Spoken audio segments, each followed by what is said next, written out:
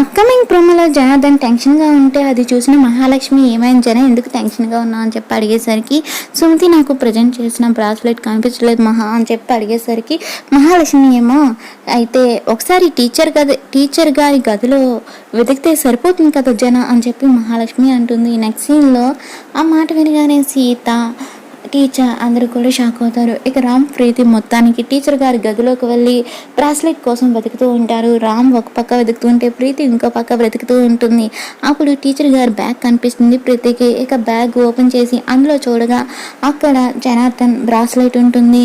అది చూడగానే ఒక్కసారిగా ప్రీతి షాక్ అయిపోతుంది. వెంటనే ఆ బ్రాస్లెట్ తీసుకొని రామ్తో అన్నయ్య బ్రాస్లెట్ దొరికింది అని అనేసరికి రామ్ ఒక్కసారిగా షాక్ అయిపోతాడు.